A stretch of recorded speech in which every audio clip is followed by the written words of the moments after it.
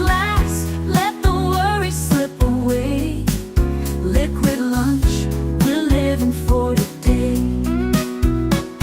There's Troy laughing with his gin and a grin, telling stories about where he's been. Boomer's got whiskey, he's loosening his tie, chasing dreams under a midday sky. The bartender knows us, he's mixing with flair. Every sip's a moment we're happy to share. Liquid lunch, pour it smooth, let it flow. Friends round the table where the good times grow. Raise a glass, let the worries slip away. Liquid lunch, we're living for today. The clock don't matter, we're lost in the vibe. Jazz in the air, feel the soul come alive. From martinis to bourbon, we're riding the wave. Stealing this hour, it's the freedom we crave.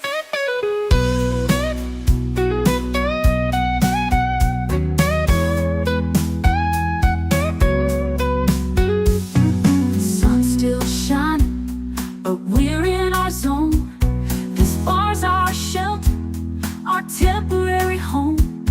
One more round before the world calls us back. Savor the moment, keep the blues in the rack.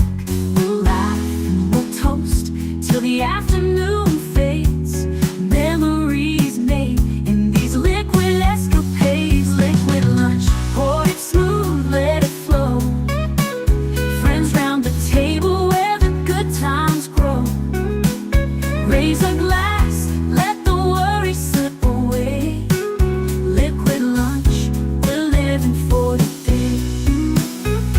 So here's to the daylight, the drinks and the fun. Our liquid lunch, till the next one comes. With a wink and a smile, we'll be back real soon. Chasing that jazz under the high noon.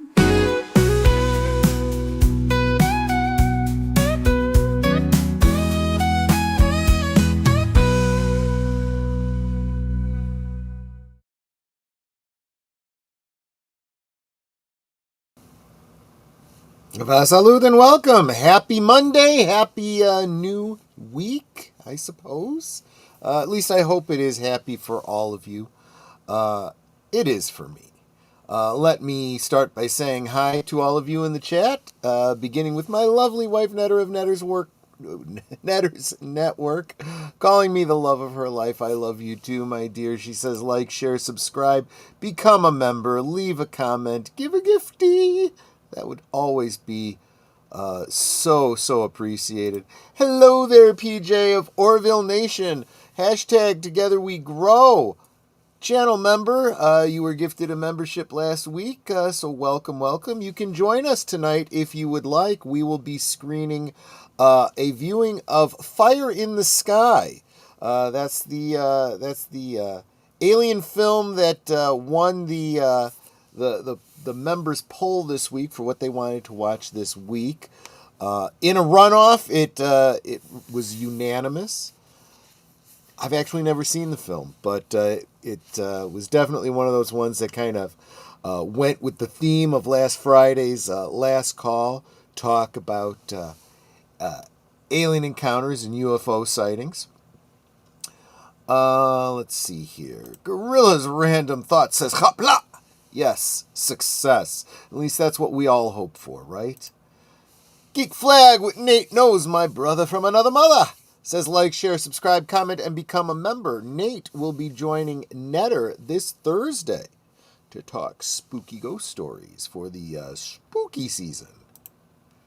Jonathan Conroy says, hail all, smash the like button and enjoy the show. Yes, I hope you all do. Good. Whoops. I thought I hit the button and I didn't hit the button. Good afternoon. Finishing with the nurse. Have a great stream today, my friends. Well, hello, nurse. Welcome, Big Al Presents. Good to see you, my friend. Hope you're having a great one today. Real Wade Nation Gaming Clips. Welcome, Wade. Hit hi to the awesome and kind Troy. Well, it's very kind of you to call me kind. That I consider to be probably one of the greatest compliments you can give someone is to tell them that they are kind. Kindness is not nearly as common as it used to be, sadly. But you know what today is? 59 years ago today, Star Trek first aired on CBS here in the United States. If you live in Canada, back up 2 days. It aired 2 days earlier in Canada than it did in the U.S. I think you have me confused with someone else. I'm not on Thursday Things this week. Okay. I see how this works now. Anyway, let's get on to... So, I wanted to do some sort of a presentation, as I generally do. So I said, let me go out to the interwebs and see what is going on with news outlets, geeky outlets, Trek-related outlets, talking about 59 years of Star Trek, right? What do? You Google 59 years Star Trek anniversary, see what comes up on the news broadcast, right? Let's take a look at the first one that I found. Yeah, did you hear the tone in my voice? We'll get into it in just a second, but let me go ahead and share my screen so you can see what I'm looking at. Oh boy, this is just goofiness. So this comes from Trib Live. Oops, I guess I'm scrolled down a little bit. My apologies. Star Trek plans packed lineup for franchise's 60th anniversary with Lego sets and YouTube show. 60th anniversary? They're already talking about next year? Okay, I guess that's kind of fair because 60 is kind of a big deal, but Lego and a YouTube show? This is how you're going to celebrate the 60th anniversary? Yeah, this was, back when there was real celebration going on with real Trek personalities. So, not many franchises have fueled society's timeline fascination with the boundless possibilities of a utopian future like Star Trek. Next year, the spawning franchise will add more shows, Lego sets, and even a Rose Panda float. Rose Parade. I'm sorry, Rose Parade float. Reading. I got to get better at that. In a year-long celebration of its 60th anniversary. I see. So what they're saying is they are going to spend the whole next year from today on celebrating 60 years of Star Trek. I see where they're getting at with this. The hefty lineup of fan-centric celebrations was announced by the franchise on its 59th anniversary Monday, that's today, as of the time of this stream, known as Star Trek Day. The projects are the first wave, Paramount said in its announcement. The 60th anniversary celebrates space for everybody, extending an open invitation to celebrate the future of Star Trek that Star Trek aspires to. A future of hope, a future of exploration, and a future where we rise to the challenges to be bold, the announcement read. The sci-fi franchise began with a TV series created by Gene Roddenberry that debuted in 1966 and has since spawned into sprawled into a multi-billion-dollar cultural phenomenon. Today, fans known as Trekkies, and I guess some get bent out of shape about that. They want to be called Trekkers, whatever. Welcome, Connie Cleary and Booger. Good to see you, my friends. Today's fans known as Trekkies have enjoyed countless movies, spin-offs, shows, and video games based on the original series. Set in the Milky Way, a couple hundred years in the future, the series follows the crew behind the starship USS Enterprise. Their journey led them to boldly go where no man has gone before, as William Shatner, who played Captain James T. Kirk, famously said at the top of every episode. And welcome, Curtis Selby, the Tired Midnight Blogger. Yes, I am with. I was thinking about that too as I was looking at this. The Star Trek Day is, of course, today because this is the anniversary of when Star Trek itself first aired. But the first Klingon episode aired on March 23rd, Day of Honor. Yes, I will talk more about that when we get into March. Maybe I'll host that specifically on the Klingon Cleric channel. Don't know yet. We'll figure that out. The year-long celebration will kick off on New Year's Day with a float in the Rose Parade in California. The float will reflect values of hope, inclusivity, exploration, and unity. The franchise representatives wrote in a statement. The float will also feature lots and lots of rainbows all over the damn place, I'm sure. The upcoming new series, Star Trek Starfleet Academy, set to launch in early 2006 on Paramount Plus. The show will center on a group of, and this is still Kurtzman Trek, by the way, young cadets that nobody cares about. Paramount gave a first look of the show, which stars actors nobody cares because it's already been panned by the real fans. The franchise also announced Star Trek Scout. I hadn't heard that one. A new original animated YouTube first series. Okay. Created by Nickelodeon Digital Studios in association with CBS Studio. The show is the first preschool extension of the franchise. It follows 3 8-year-old friends as they train to become future Starfleet explorers. So, in other words, there's a Starfleet Scouts program, apparently. I could kind of get behind that idea. Depends on how they manage it. The first 2 episodes of the 20-episode run were released Monday, and the rest will roll out in the next year. New scripted podcast Star Trek Con also released its first episode Monday. New episodes will air weekly and chronicle Khan's descent into the iconic villain introduced in 1982's film Star Trek II, The Wrath of Khan. Following the long-standing success of LEGO partnerships with similar franchises like Star Wars, the company will partner with Paramount for the first time to bring Star Trek to life. The franchise and the LEGO company have strong shared values of imagination, exploration, and building a better tomorrow, making this an ideal partnership for fans of all ages. A Star Trek cruise will set sail in late February, filled with once-in-a-lifetime experiences in celebration of the franchise's 60th anniversary, according to the statement. Various Star Trek actors, including Shatner and Walter Koenig, will join the voyage. Well, those are 2 Trek personalities that I very much like. Did get to meet Walter Koenig himself, actually on a number of occasions. Great guy. Really, really like him. And I believe that's it here. Okay, so I saw this and I saw they're talking about the 60th anniversary. They're not really saying much about the 59th anniversary other than saying it is the 59th anniversary. We're looking forward to the big number with the 0 at the end. So that had me going to the next article that I saw.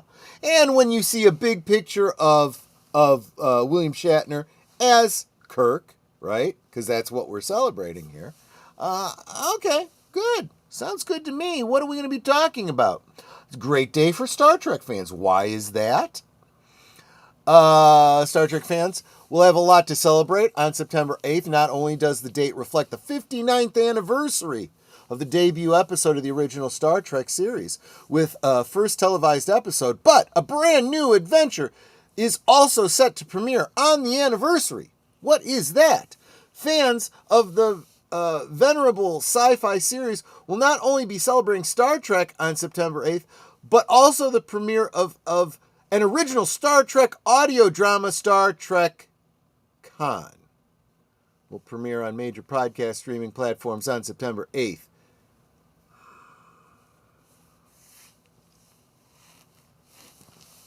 Still Kurtzman. Still under the Kurtzman banner.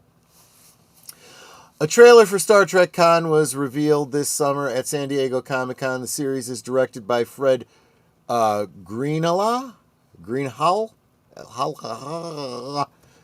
By Fred, and written by Kristen Beyer and David Mack from a story by Star Trek veteran Nicholas Meyer.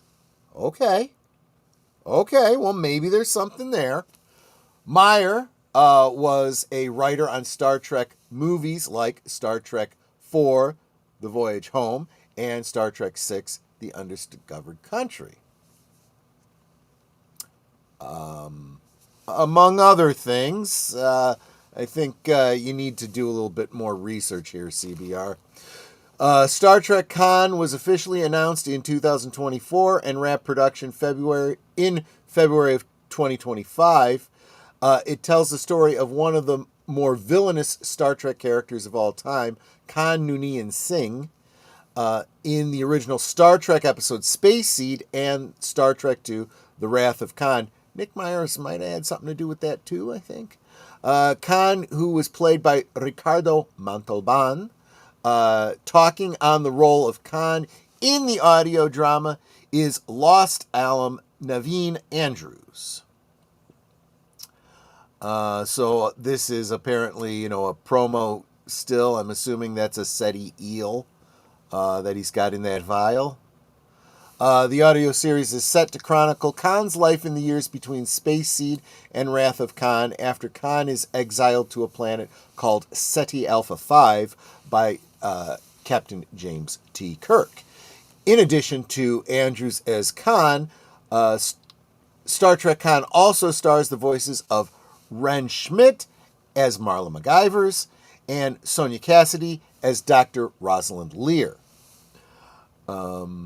Returning to the Star Trek universe for the audio drama are Tim Russ, reprising his role as Tuvok, who holds the rank of ensign at this point in the Star Trek timeline, and George Takei as the captain of the USS Excelsior in the late 23rd century. And it should be noted that if this is taking place in the 23rd century on the USS Excelsior, captained by George Takei, then Tuvok, of course, was an officer in his bridge crew. In Star Trek Con, Captain Sulu, Tuvok, and Dr. Lear travel to the isolated world of SETI Alpha 5 to try to learn more about how Khan and his followers survived following their banishment by Captain Kirk.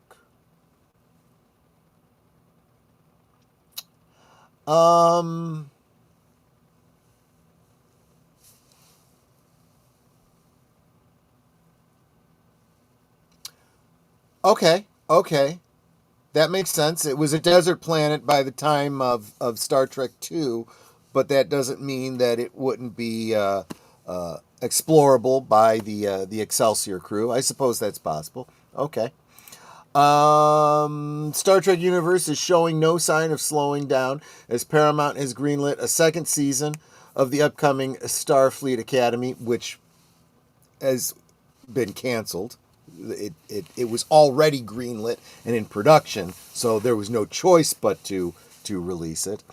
Have its first season premiere. Yeah, when you greenlit something before the first one airs, then you're guaranteed 2 seasons. That was kind of the plan, but it's been canceled. There won't be a 3rd season.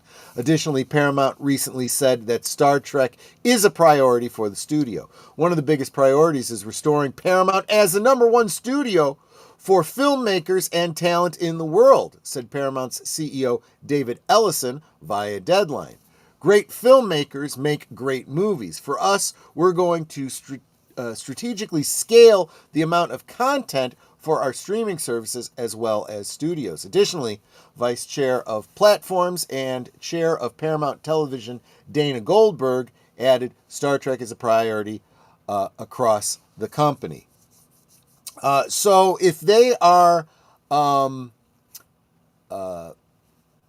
prioritizing filmmakers and talent, then does that mean they're going to be getting rid of all the DEI hires and hiring people with an actual CV, and a history of success? Maybe that would be a good idea. That is a standard business practice, Star Trek Con will drop new podcast. Okay, so this was just a puff piece to promote Star Trek Con.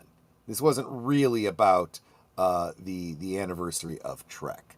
So let's get to the last one that I have. Celebrate Star Trek Day with a Golden Enterprise G model from Fan Home. Okay, so this is the 59th anniversary of the original Star Trek, the classic series, the original Enterprise, right? No bloody A, B, C, or D. And yet they're giving us a model of the Enterprise G, a gold one. Whoop-de-doo. Way. I'm not even going to read this. It's an advert. It's all it is, and I'm not promoting it. I couldn't give a flying fog about Fan Home. They can bugger all for all I care. That has nothing to do with the 59th anniversary of Star Trek. I'm very disappointed. Now, 59 years is a lot of time. 60 is the milestone, so I understand that first article having a year-long celebration. Looking forward to that. But I'm going to digest that and parse that right after we hit those promos, so you guys can see what's coming up this week. I can update you on the stuff I don't have promos for. Get to your comments, and then I'm going to parse this out for you guys. I'll see you in just under 3 minutes. You're watching Liquid Lunch, streaming every weekday at noon Central, 1 p.m. Eastern. Let's sip together. This Tuesday on Live from Sparkwood and 21, we delve deeper into the labyrinthine psyche of surrealist nightmare weaver David Lynch with some unsettling, hallucinatory shorts that reflect the origins and evolution of his singular style. Spanning his early experimental and painterly works, these films are replete with the sinister, uncanny imagery that could have emerged only from an artist so deeply in tune with his subconscious. Join us this Tuesday evening at 7:30 Central, 8:30 Eastern on Deleted Scenes and Affiliates.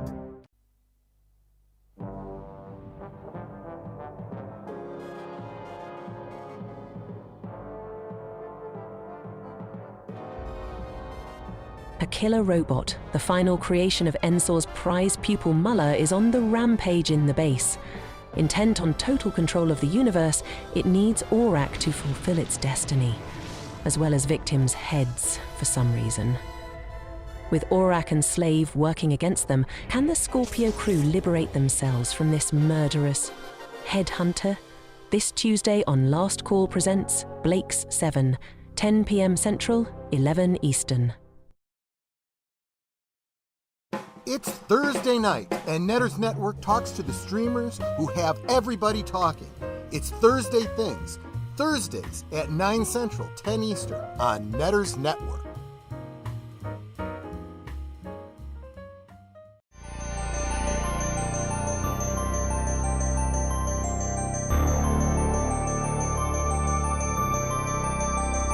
This week on Netters Network Retro Cinema, when there's something strange in your neighborhood, who you gonna call? Bill Murray, Dan Aykroyd, Harold Ramis, and Ernie Hudson. The Ghostbusters. It's a scary job, but somebody's gotta do it. This week on Netters Network Retro Cinema. Saturday at 9 Central, 10 Eastern. Every Sunday evening, Aged Boomer and Papa Pacelli bring you the rundown of the week's geek news, or at least what they think is interesting. You may have heard about it somewhere else, but Boomer and Pacelli put a spin on it you likely won't hear anywhere else. It's Geeky Geezers, every Sunday evening at 8 Central, 9 Eastern. We now return to our liquid lunch. Mark Melnikoff says, Merpo, it's lunchtime. Here I are. Happy Star Trek Day. Not a trekker or trekking or anything like that. Klingon ma. No, excuse me. I got ahead of the sentence. Klingon shuvui je.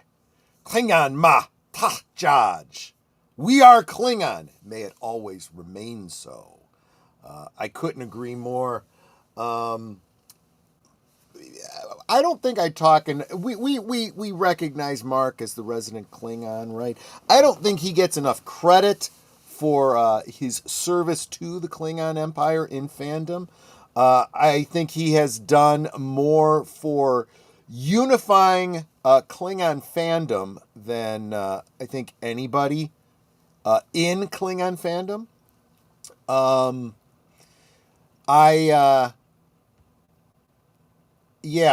Yeah, I don't think there's really any other way to say it. He does operate very much in the spirit of Kailash, the Unforgettable, who united the tribes of Kotnosh under the Imperial Klingon banner. And Mark is very much keeping that spirit alive. Multi-billion dollars? The Star Trek franchise is worth less now than it did when it had no new movies or TV shows. I agree with you. I'm sure that when they say multi-billion dollars, they're referring to all the money that they've made since 1966 in brand and marketing, not specifically the past decade or so. Let's put a pin in that until I get through the... I'll get to my thoughts on this. Proud Trekkie to this day. There you go.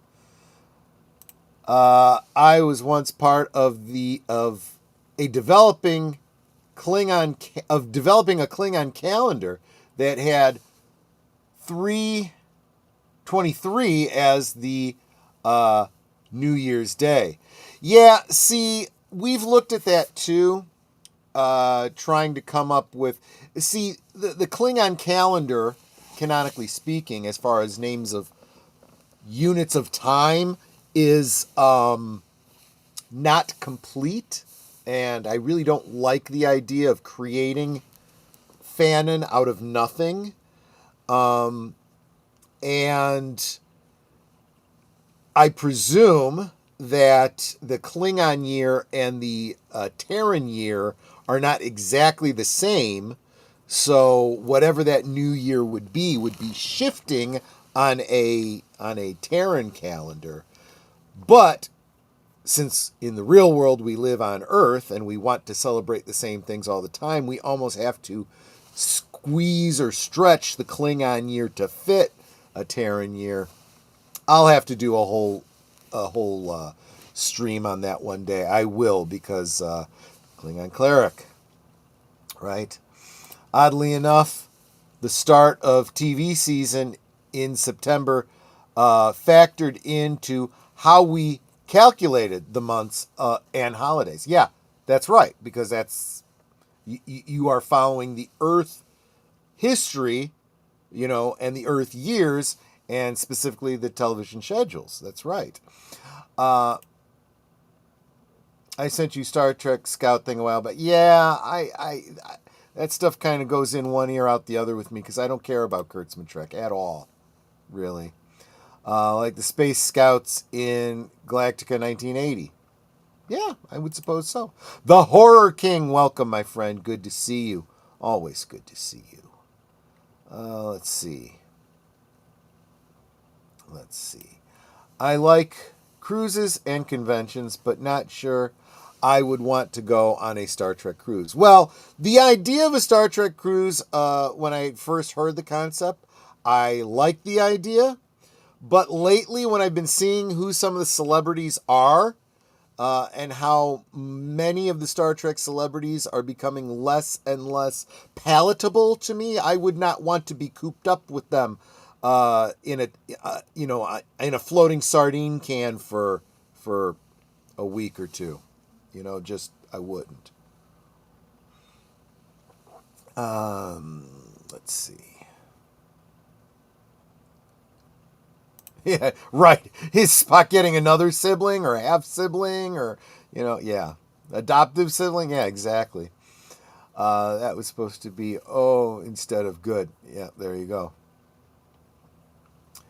Podcast, if it's Kurtzmanweg. Not interested. Yeah, exactly. I smell a retcon. Well, I hope so. And I am getting to that. We'll get to the retcon in a second. G for garbage scow. Yeah, should be hauled away as garbage. Let's see.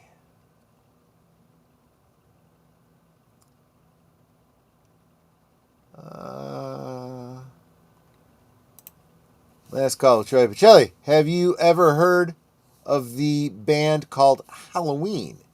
If you have, what do you think of their music? I have not, but I will look into it. Obviously, in the coming weeks, we are in that season, right?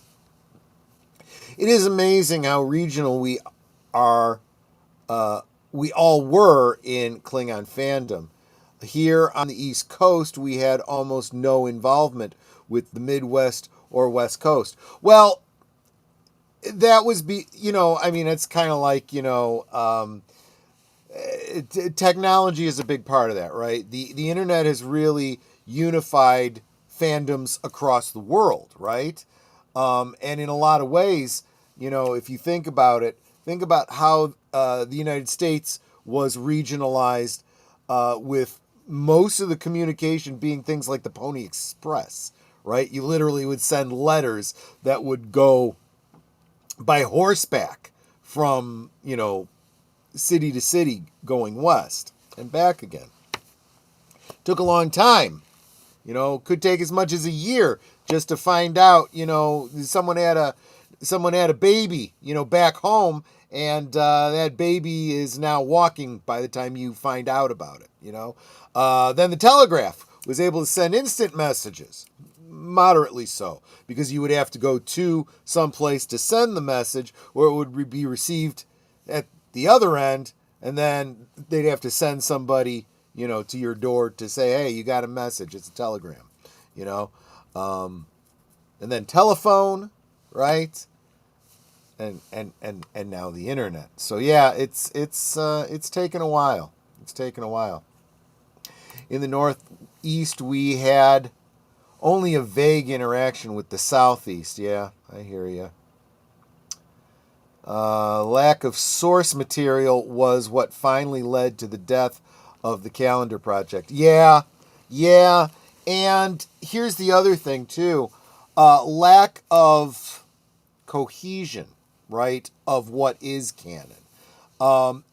We were in our heyday during the era of Berman and Sternbach and Okuda, who actually went out of their way to put together encyclopedias and timelines and technical manuals and all sorts of things to try to... It was, of course, marketing material. You weren't supposed to take it as canon itself, but they were also putting together these items as references for themselves and for writers. So it was as close to canon as you got. And they wanted to keep track of everything that had been said, so they didn't step all over that. But it was before The Next Generation, when literally all you had was 3 seasons of a TV series that implied a lot of lore and a lot of world building, but we didn't have the specifics. So people made up their own. We ended up with the FASA role-playing game and Starfleet Battles, and they drew from the cartoon series, which was not really considered canon. In fact, there was rights-related issues with some of the items of canon. I'll have to do a talk about that sometime. And the novels, there was more novels out there than there were episodes of the TV show. So they accepted all of that as canon, and it just wasn't. A lot of it was just glossed over when Next Generation came along. So if you were in Next Gen, the time period when Next Gen was on TV, you fell into one of two camps. It's split fandom, right? Those hardliners that refused to give up the canon of the Klingons that they had read in the novels, and those that said, well, this is canon now. We've got to adapt because this is, and we ended up getting so much more in the Next Gen. We got a fully fleshed out Klingon language. We got all kinds of lore and history and so forth that totally outweighed everything that was in those novels. And the subsequent novels started to draw on the new canon. So, yep. And then Kurtzman comes along and craps on it all over again. And that will all get wiped away if Kurtzman ever fails to renew his contract, which let's keep hoping. Just started my lunch, stopping by to say hello, Troy and all on this Monday. Welcome. Good to see you, Leia Plus Size.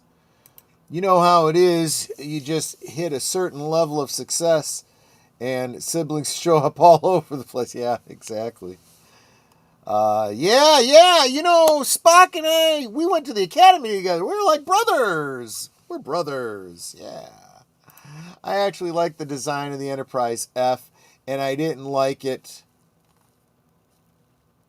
What I didn't like is them naming it the Titan. Yeah, exactly. This actually does come from some of the better Trek that we've gotten of the era. This whole Metalis era, or well, what do you call it? Picard Season 3, which drew heavily from Star Trek Online, which I've been very much enjoying. They have done the best they could to maintain some sort of reason and logic with the complete cock-up that has become Kurtzman Trek. On my one trip out to the Dover Peace Conference, unpacked up a fan-produced Klingon encyclopedia. Was that a 8.5 by 11 black-bound book, perfect bound kind of a thing? I think I have that. And it was filled with a bunch of pictures of fans in costume and stuff like that. I think I have that. I've actually been wanting to put together my own up-to-date Klingon with using real, lore. The animated series will always be canon to me. Well, maybe not the Niven episode. Boom. That was the biggest problem, because that Niven episode establishing the Kzinti, that's a rights problem. That whole episode is literally a retelling of one of Niven's stories that was his own personal, completely separate lore. And Starfleet Battles picked it up and ran with it and made the Kzinti an integral part of the lore of their Starfleet Battles world or universe or whatever you want to call it. And that cannot be canon in canonical Trek. It can't be. Let's see. I had a good friend who had a set of white battle armor made based on the line of Klingons wearing dress whites in the novel Pawns and Symbols. Well, now what they should do is put together a red uniform in the as described by the Star Trek Klingon Academy and its Honor Guard. And the Honor Guard has been canonized under another name. I'll have to talk about that one day, too. I kind of became of Star Trek with Next Generation. Great TV, great sci-fi. Yeah, it took a while to find its footing, but yeah, they did a great job with that. Yes. Yeah, and that Enterprise G is actually a design that comes out of Star Trek Online. They just took it whole cloth right out of Star Trek Online. To 8.5 by 11, it had a red cover and was almost all text. 2 columns of alphabetical listings of almost everything Klingon. Oh, I think I had an electronic version of that. Yeah, okay. Yeah, I know what you're talking about then. As a Klingon, I say the Kzinti, here, kitty, kitty. Yeah, exactly. And that's another thing. To kind of honor that pseudo-canon of the Kzinti, Star Trek Online incorporated another cat race, described them as having a relationship with the Caitians, kind of like the Vulcans and the Romulans. I can't remember what they're called. They're not Caitians. They're not Kzinti. They are something that starts with an F, like Florus or something like that. I don't remember. And just like the Kzinti in that episode, they have telepathic powers, which in a game setting where you have a Klingon faction and a Federation faction, you need the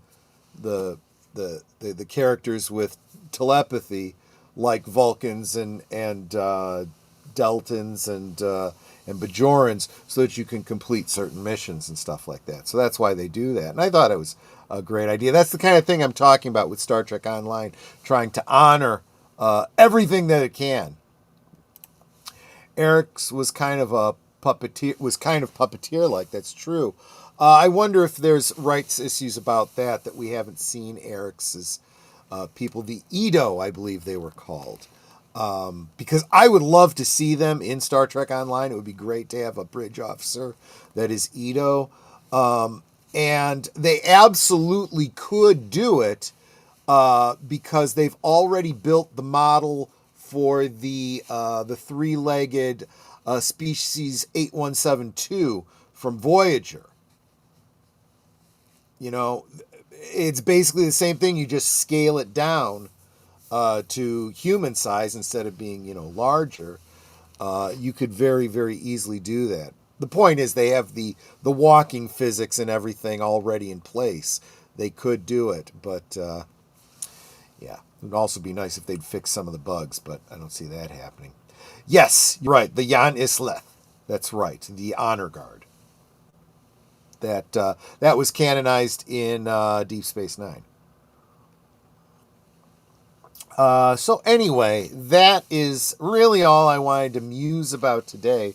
Was 59 years of Star Trek. Of course, I'm going to get off on a Klingon tangent because Klingons.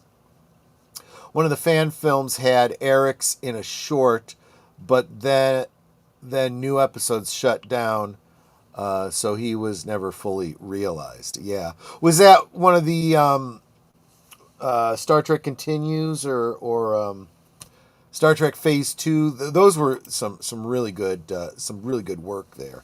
As I recall, they had cast Grant Imahara as Sulu. Rest his soul. Yeah, it was Phase 2. Exactly. So there you go. And I think with that, I'm going to start wrapping it up. Members, please, I look forward to tonight hanging out with all of you to watch Fire in the Sky at 8 Central, 9 Eastern. I will get that posted immediately after this stream and tag all of you in it. Look forward to hanging out with you. If you are not a member, consider becoming a member. It helps immensely. $2 a month is the minimum that it takes, of which I don't really see all of that. Some of it goes to YouTube, but that's the way these things go. But for $2 a month from you, you help keep the lights on, literally, over here. And every week there is a private members-only stream, members night at the movies, and you get to choose on a weekly basis what movie we will be watching together. If the rules didn't make it so difficult, I would love to see a fan production of Battlecruiser Vengeance. Yeah. Well, you know what? This is the kind of the way fan films work is screw the rules. You make the thing, you put it out into the ether, let fans distribute it, and there's nothing anyone can say about it. I didn't make any money off of it, you know. Oh, I didn't intend for that to go out. That was meant to be for personal use. I don't know how it got into the interwebs. It happens. The Nerd Boreal Life Form. I saw Star Trek in the title. Yes, we were talking. This has been a whole 50 minutes and closing, talking about 59 years of Star Trek. 59 years. That's slightly older than I am, by a couple of years. So there you go. And we will do more Trek in the future, especially as we get closer to in October and Ramnite in December, usually right around December 12th or something like that. And of course, the Day of Honor in March. These are Klingon holidays that we celebrate, and I will explain why as they come up. So again, Members Night at the Movies tonight. Thursday on Netters Network, she will be interviewing not Nate, but I Am the 13th Son. They will be talking ghost stories this week. And let's see. And Friday, Boomer and I are still ironing out what we'll be talking about on Last Call. Still thinking about what my drink will be for that night. Yeah, I spend a week thinking about what I'm going to drink on Friday night.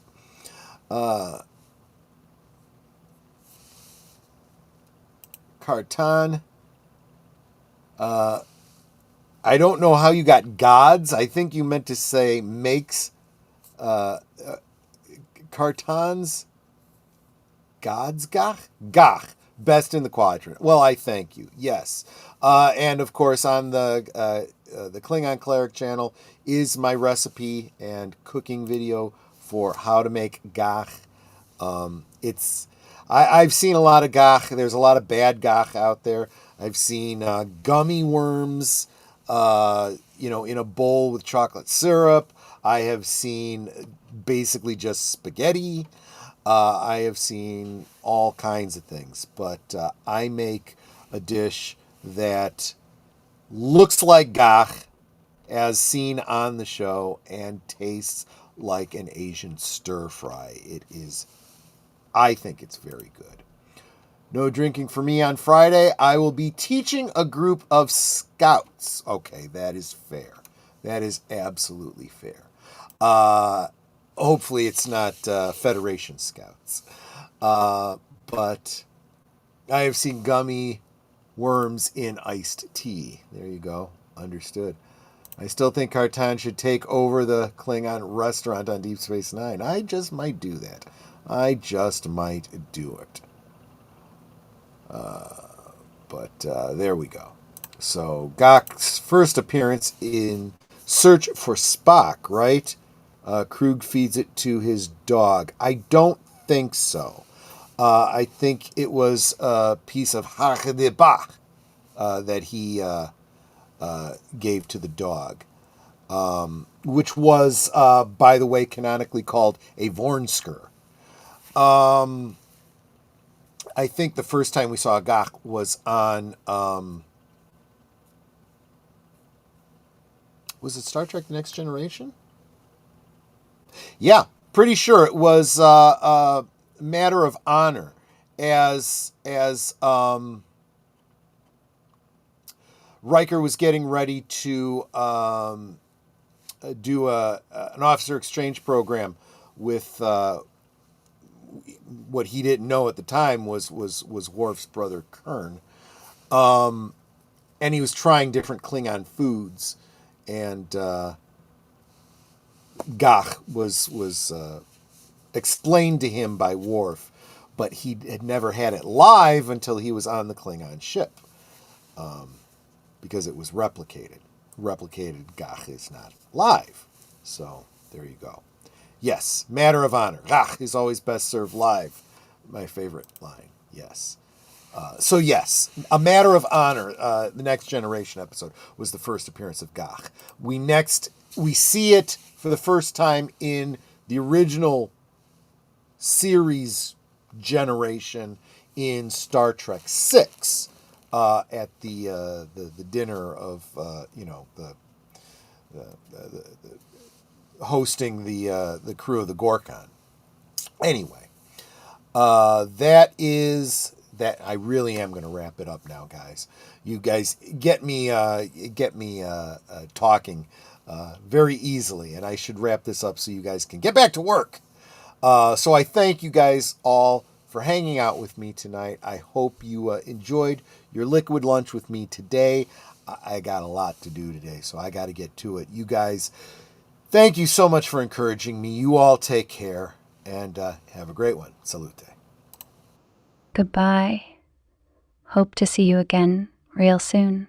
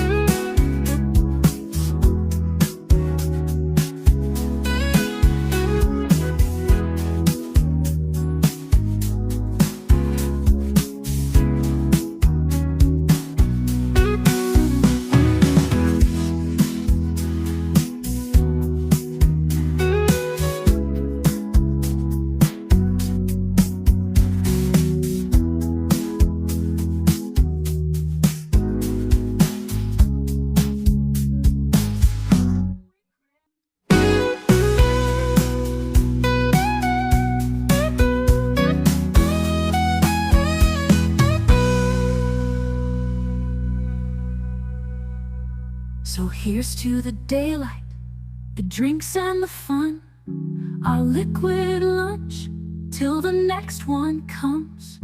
With a wink and a smile, we'll be back real soon, chasing that jazz under the high